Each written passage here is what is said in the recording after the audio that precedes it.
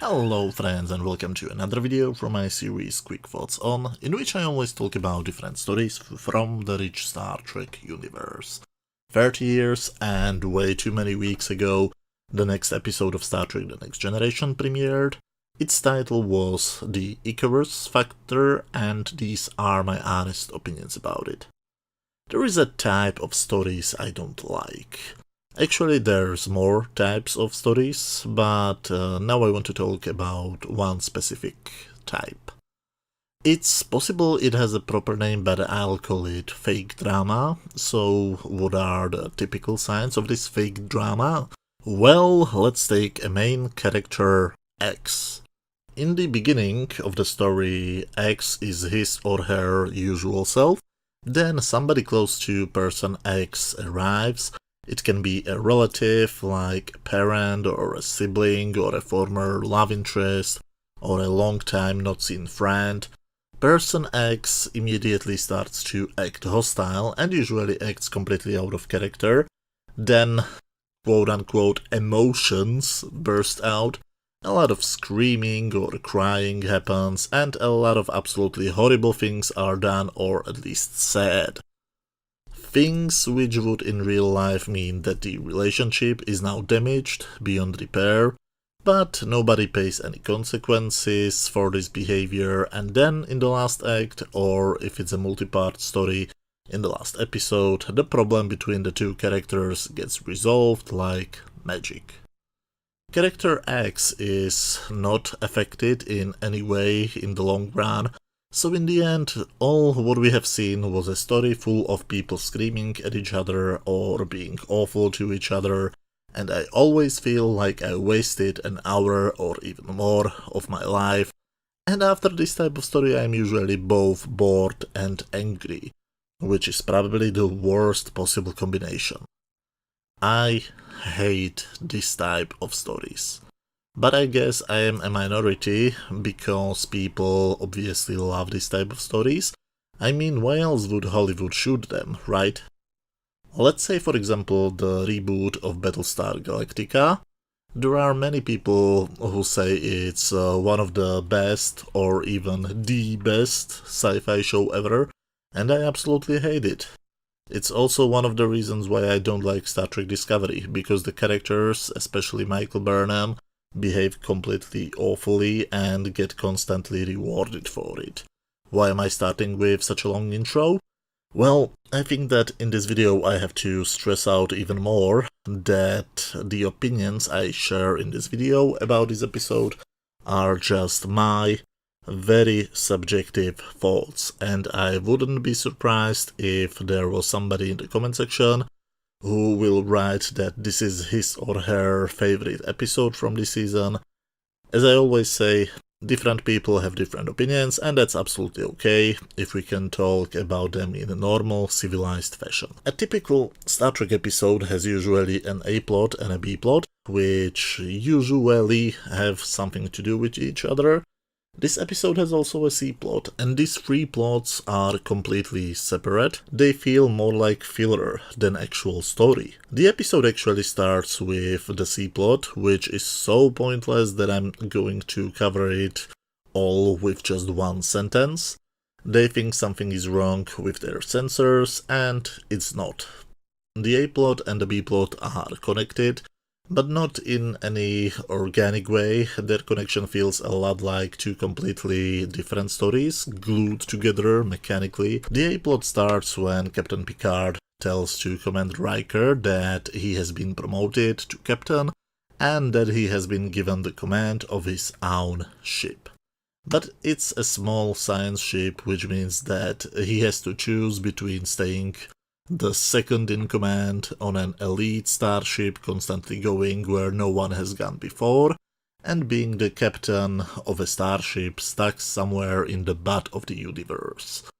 So immediately, as I heard Picard telling to Will what the promotion is actually about, I knew that he will say no, because that's actually consistent with his character, as we have been told in the first season that he has been already offered his own ship, but turned it down because he likes to be in the middle of the action.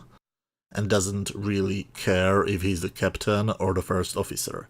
But for whatever reason, it's set up like his decision is going to be a big surprise. He asks for some time to think about it, so of course they will get him an instructor who would help him to prepare for his main mission. And of course, Picard doesn't tell him who this person is. And what a surprise! It's Riker's father. And what a surprise! He and Will have a bad relationship. And what a surprise, even bigger surprise, Will, who until now behaved like the Will Riker we all know and love, immediately starts to behave like an asshole and doesn't want to have anything to do with his father. The B-plot is about Worf, and it's the only part of this episode which I kind of like. Wesley is being annoying to him and Worf shouts at him, which of course is a reason why Wesley goes to complain about it to Data and Geordi, who have full hands with working on the C-plot. They try to talk some senses to him and to explain to him that when he annoys his superior officer and the superior officer screams at him, there's nothing weird about it. But no, Wesley thinks that something is wrong with Worf and he must find out what it is. Why can't he simply let it be as a normal human would? No clue, but I guess that if he let it go, we wouldn't have a story, would we? Kyle Riker, that's Papa Riker's name, goes to 10 Forward, where he behaves like a rock star, and everybody else behaves like he's a rock star. Seriously, who is he supposed to be? Dr. Pulaski sees him, and from their mutual behavior and the dialogue, it's absolutely clear that the two of them were dating a couple of years ago, which makes no sense. So she never told Will that she dated his father. Did she know that Kyle is Will's father? Do you remember how in the last episode it was established that Pulaski has no clue who Riker is and that she doesn't know his father? What about some consistency? I mean, we're not talking about a half-forgotten episode from 2 years ago. We're talking about a previous episode. This is almost a Discovery level of inconsistency. Anyway, Will sees them and is disgusted by it, and we get a bunch of scenes I mentioned before. They argue, they say awful things to each other, and decide to fight each other because of course that's what fathers and sons do to solve their problems, right? You know what, I had a complicated relationship with my father and I never even for a moment thought about fighting him. So obviously there must be something wrong with me. Anyway, meanwhile in the B-plot, Wesley found out what's wrong with Mr. Worf. It's the 10th anniversary of his Age of Ascension, I think, which is a Klingon maturity ritual. Worf should celebrate it with his friends and family, but he's the only Klingon on the ship. So Wesley, Data and Geordi come up with a plan. They create holographic Klingons for him in the holodeck, together with everything they need for the ritual. They'll go there together with Dr. Pulaski and Miles O'Brien, and they watch how Worf gets stabbed with pain sticks. Now the whole sequence is very weird, and I had a feeling that I'm watching somebody's fetish. I mean, it wouldn't surprise me if somebody was jerking off to this. Even Michael Dorn looks in some of the shots like he's having an orgasm. It's fascinating and funny at the same time, not to mention the dialogue. As many different people said before me, Klingon language sounds like a cat jumped on the writer's keyboard. So, Riker and Riker go to beat the crap out of each other, right? Some father-on-son action, that's what this show needed. It's also promoted by everybody like this is a very impressive and very important fight. But when we finally see them in the costumes, I feel very, very bad for the actors. Their costumes look like something taken from a porn parody of the old 90s Power Rangers shows. It's actually embarrassing. Will is winning until his father knocks him down using a forbidden move. That's how he used to win during all those years. He basically cheated. So now, after finding out the truth, this is the time when they have to settle their differences within one scene, so they do it, and they're father and son again, and I'm angry and bored at the same time. I hate when TV wastes my time. So at least Riker gets the promotion, right? Well, if you thought that he will take it, you should watch more Star Trek The Next Generation. He of course stays on the Enterprise. And what did we see during this episode? Two men being nasty to each other and Worf getting harmed with paint sticks. This was 50 minutes well spent, wasn't it? I am in no way going to pretend that I am objective about this episode. It's exactly the type of story I hate. So I don't have to explain too long why this won't get a positive rating from me, but there were things which I kind of liked.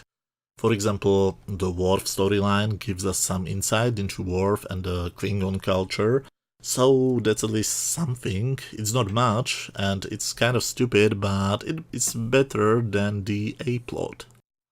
We also get to know a few things about Dr. Pulaski.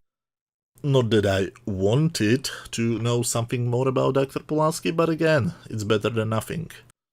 And there are a couple of scenes which are unintentionally funny. So, on my standard scale from 0 to 10, where 0 is complete garbage, 10 is a masterpiece, and 5 is just average, I would give this episode 2 out of 10. And I'm happy I don't have to watch this episode anytime soon. But what about you?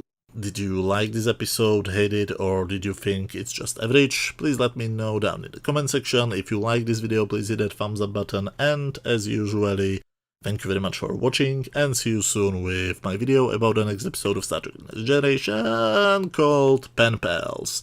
See you soon, bye.